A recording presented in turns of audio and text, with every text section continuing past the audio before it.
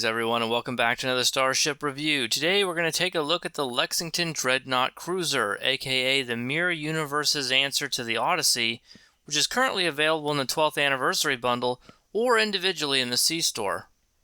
I really like this ship. I think it perfectly complements the Verity, a ship that's aged really well. In fact, the Legendary Odyssey is an amazing tank and an amazing DPS platform for kinetics, but I think the majority of the player base would much rather use a beam build on a 4-4 cruiser. Most people don't play the game on elite difficulty, nor do they need suppression barrage to survive, so the full Miracle Worker seat and secondary intel on the Lexington is going to be a real crowd pleaser, and far more in line with what people expect from an Enterprise. I knocked the Trailblazer for having an incongruent theme, and that's because we haven't seen any Tier 6 version of Voyager with temporal seating. It was a major theme of several storylines on the show, and the Janeway used time travel to resolve the series finale. Not to mention temporal is the go-to specialization people want for science vessels. They already did something weird with the Legendary Intrepid and the Janeway, so to see them go that route again was frustrating. I don't have that problem here. We now have both an excellent command version of the Odyssey and an excellent Miracle Worker version. A lot of people have compared it to the Inquiry. They aren't exactly the same, but close enough, and the Lexington is a lot cheaper.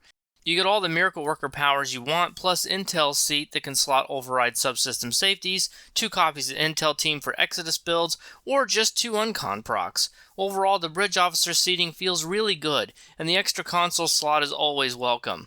The base stats are high, and it even comes with a hangar bay. As an everyday ship, it's simply fantastic and a joy to fly. The console multi-directional artillery barrage has good passives with 20% Cat 1 projectile buff and 7.5% hull capacity. The clicky fires a bunch of warheads, though they can be hard to see. The damage output isn't going to rock the world, but it's decent. Highly refined builds won't have room for it, but it's a nice little console. The trait Dimensional Modulation triggers on directed energy modulation or Miracle Worker powers, and gives you a scaling amount of Cat 2 weapon damage based on how many enemies are within 5 kilometers, starting at 3% for one enemy and going up to 30% for 10 or more. It lasts for 10 seconds and has a 10-second cooldown, giving it a hypothetical 100% uptime. Unfortunately, getting more than a few enemies that close to you on a regular basis is unlikely. You'll end up with plenty of gaps in coverage, and when you do get the buff, it's almost certainly going to be a lot less than the maximum. It's not a terrible trait, but definitely something that's easy to replace and outgrow. The Lexington also unlocks the Mirror Universe Shuttlecraft. These are not new pets, so I won't dwell on them too much, but up until the Alliance Squadron fighters came out, they were the best pets in the game, and some would argue they still are. They don't have a torpedo, and their tractor beam is pretty useful. If you haven't unlocked them already, it's a nice perk. The Lexington also comes with a phaser lance built in, which is also present on the Trailblazer. Even if you buff it up, the damage is nothing more than a drop in the bucket compared to your normal damage, but it does help to give the ship a premium feel, and it's nice for roleplay.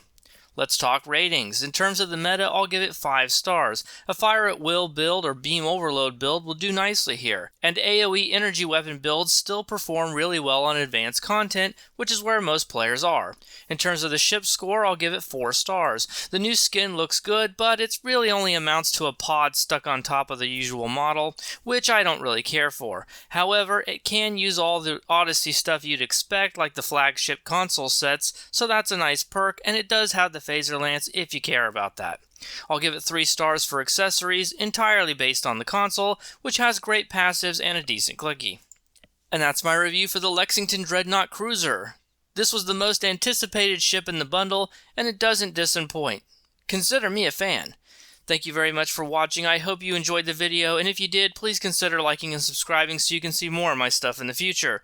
Take care of yourselves. As always, I'll see you in the next one. Bye for now.